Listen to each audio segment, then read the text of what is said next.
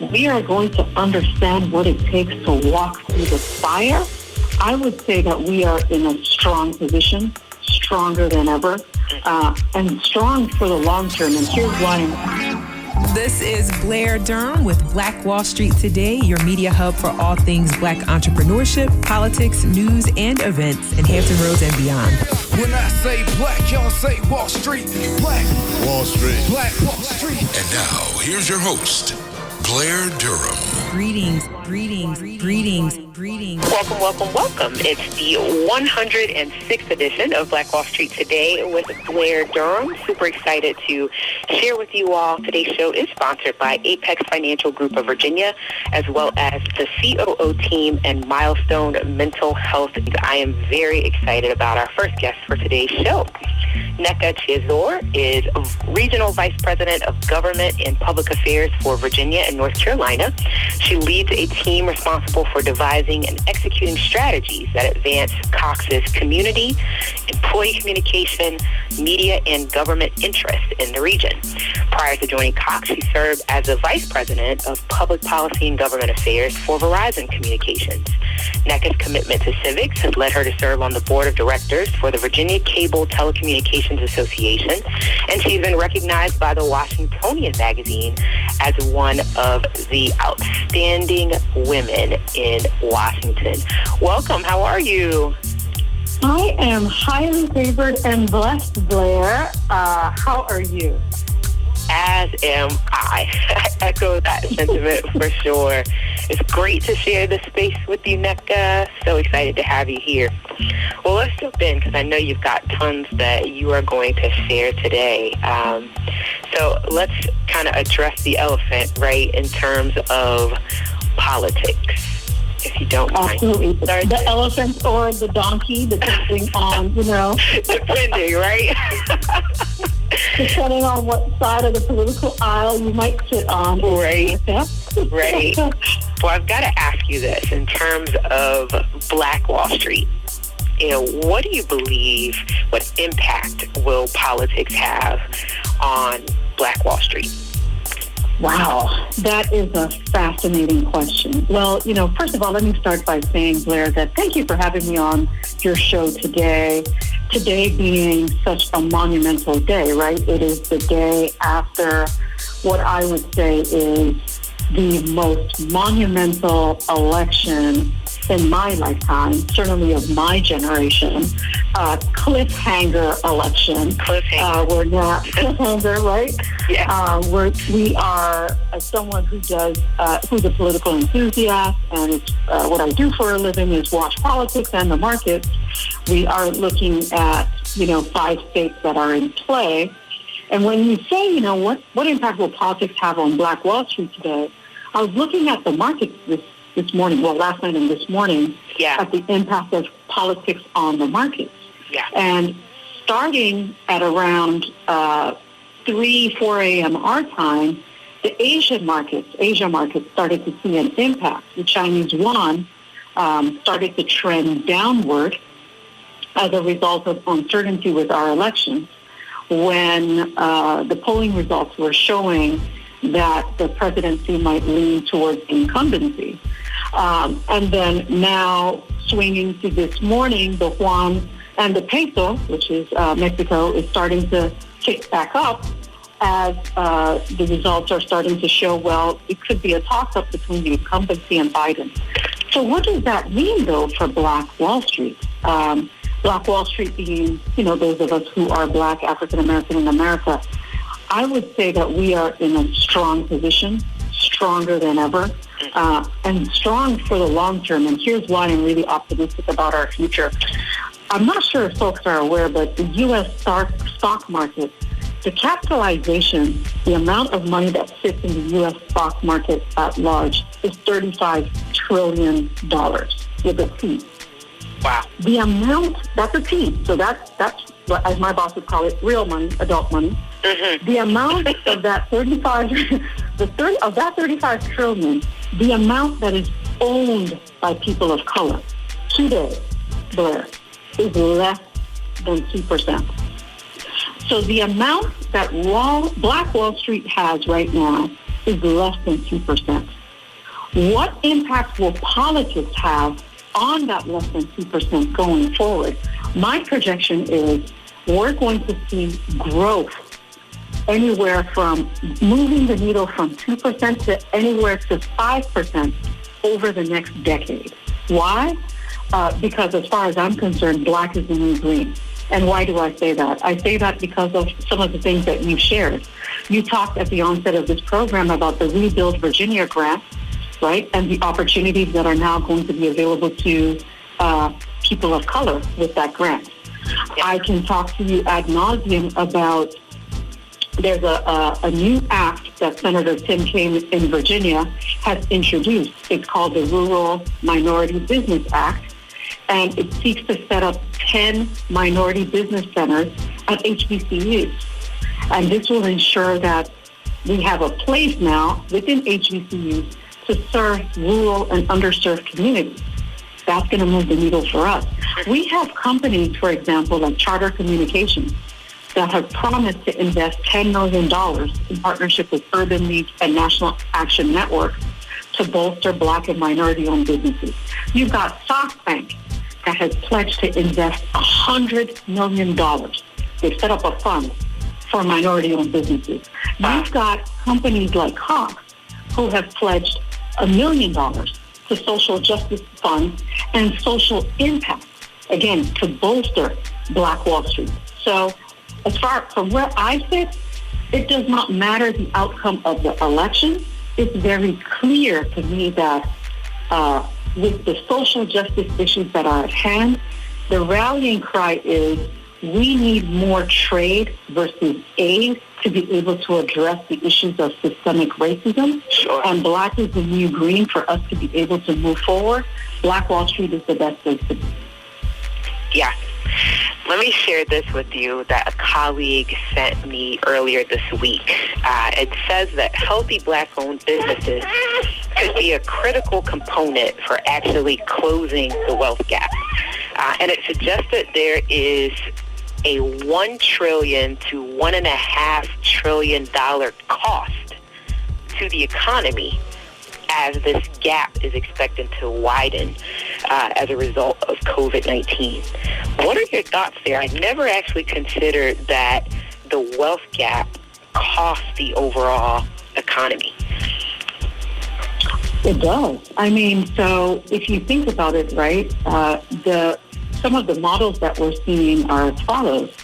We know that right now, because of COVID-19, the hospitality industry, as an example, right?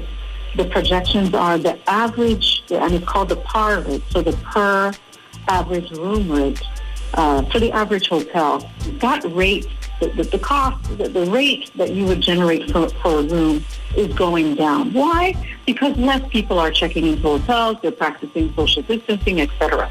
Mm-hmm. Well, let's look at it. The hospitality industry is a really good industry for our community. Not only are they known to hire a large portion of people of color, so that's one, their supply chain as well relies on janitorial services, food services, businesses that we tend to thrive in.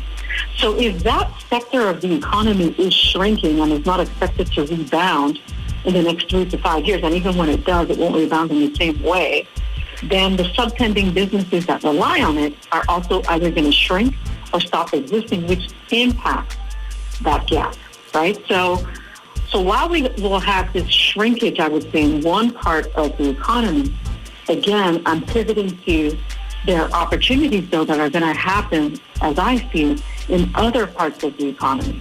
So think about tech, right? Think about technology, which is the space that I sit in at Cox. Think about that. Think about data centers. Think about all the traffic right now that's flowing all across the world. There's equipment that has to be housed to handle this traffic. Where are all these data centers? Well, Blair, guess what? The data center capital of the world is right in our own backyard. It's in Ashburn, Virginia. Ashburn, Virginia can't house it all.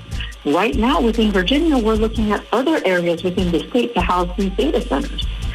The state is actually looking for small businesses that can get into that business. So again, There is a wealth gap. I don't want to give the impression that, we're not feeling some compression within Black Wall Street in traditional businesses, but there are opportunities.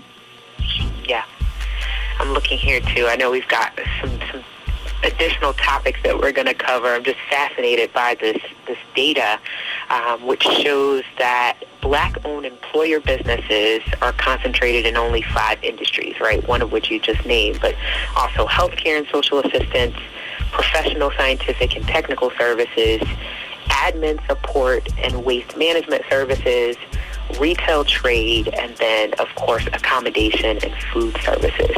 So just thinking about, again, all of the opportunity and the distribution of wealth, it's fascinating. So let me ask you this, changing lanes a bit.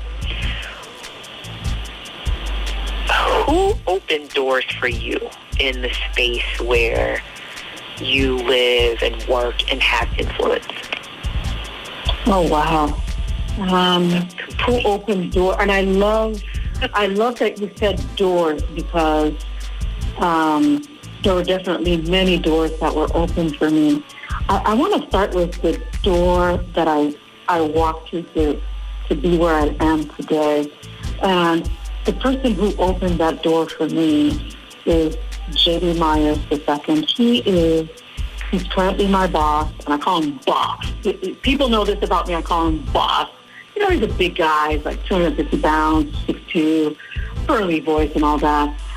He gave me this opportunity to serve an African-American, and I had the privilege to report to him. And I call it a privilege because it's not often that as an executive, as a Black executive in corporate America, you get to report to a Black officer in corporate America, right? So he definitely opened the door for me, and I appreciate it. I've had women who have opened the door for me, not only minority women, but white women. I remember this lady who I absolutely adore and respect. Her name is Kathy Grillo. She's still at Verizon. I respect her dearly. She opened doors for me there. There have been people who have opened windows. So let's not just talk about doors. I know, right? Windows count too. Windows matter. Yeah. Let's talk about windows. Let's talk about, I've had folks in my life, windows. I've had executive assistants who've opened a window to say, Mecca, I heard you speak at such and such, or I overheard you say you were interested in X, and do you know that, the person that I support has expressed a need in doing Y. I think if you come by at this particular time, that might be a good opportunity for you. Wow. So I've had that. And what I've found, Blair, is that the people who have opened doors for me and people who have opened windows have been people who, again, I have to give thanks to God, have had the confidence, I guess, in themselves for sure, but they've had this belief that if they plant a seed in me, it's going to germinate something. And I've never taken that lightly, right? So I've always wanted to say, okay, I have to give back. If you've opened this door, I have to open the door for somebody else. Yeah, that was one of my next questions. You know what I mean? I've only got about 4.5 minutes remaining, but I want to get through each of these if we can. I know it's such a fast segment. What type of person are you looking to open doors for? Oh, wow. I'm looking to open doors for the Blair Durhams of this world. I am looking to open doors for people who are really changing the game, people who are creating platforms where we can have conversations about how to move our people forward progressively, one, and how we can do so in a manner that is inclusive. And that's key, right? And so it's about not Black excellence for the sake of Black excellence's sake, Agreed. but Black excellence for the sake of the betterment of humanity. It is that excellence that seeks to bring others along, that recognizes that in order to truly excel as humans, we have to include others that don't look like us in our journey. Those are the types of individuals that I want to open doors or windows for. People who maybe like me may have come from another country and have had to really work hard to earn the right to become an American. I want to open doors for folks like that, for folks who really have an initiative and a drive to want to do better. Yeah. That's awesome. What would you say are the most lacking traits among today's leaders? Lacking traits. Woo. A spirit of service. A spirit of service. You know, and when I say service, I mean, growing up, there's something my mom, who's an entrepreneur, always told me, and she used to say, you know, Max, you have to stoop to conquer. You have to learn to serve. There's nothing wrong with serving. How do I help you? How do I support you? I find that trait in leaders today is a little amiss. Everyone wants to be the top dog. But everyone does not necessarily want to be the top follower. What happens to followership? I'd love to see more of that. Yeah, one of our officers does a talk on followership that is profound. Yeah, I agree. Lastly, we've got about a minute and a half. What are the most important, this is a very similar question. Maybe you just answered. What are the most important traits of successful leaders today? Would you say followership? Would you say service? Or is there more you would add? I would say service. And when I think service, people talk about servant leadership. To be clear, servant leadership is not, leading so that other folks can serve you. It's really serving others in the best way for them and not for you, right? And I think another important leadership trait that I'm still striving to acquire is active listening. Listening intently for how best to serve that person you're trying to open the door for or open the window for, to be able to deliver value. Because our call in life, I don't care who it is, at the end of the day, is to deliver value, monetarily or otherwise. Yeah, I love it. Well, I know that you are going to be giving the keynote address, the leadership talk during the Small Business Saturday Boot Camp and Conference. I know. So excited. What can folks expect as we wrap up? So folks can expect at Black Diamond Weekend, they can expect Blair Durham, because Blair, I believe in you. They can expect you to put together a phenomenal event where we're going to come in and we're going to sparkle.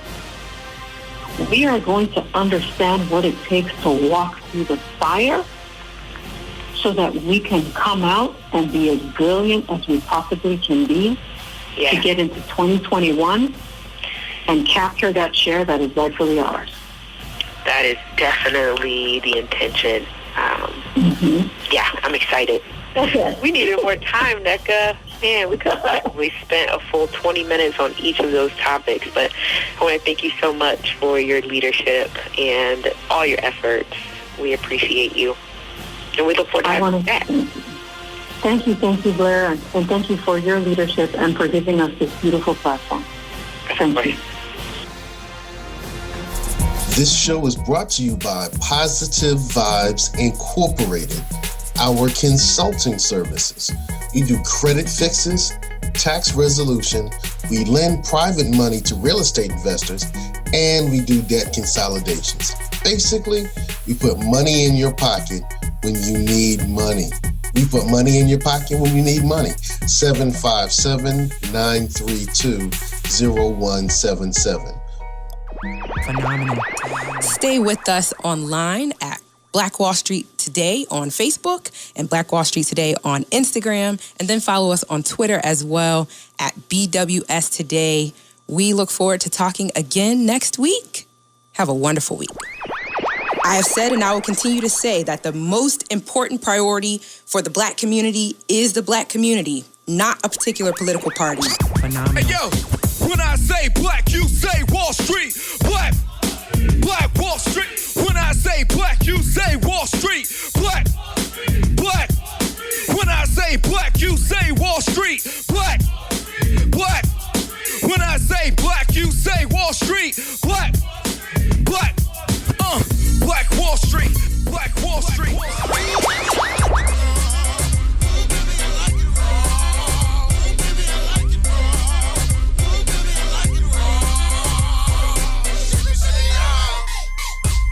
Phenomenal.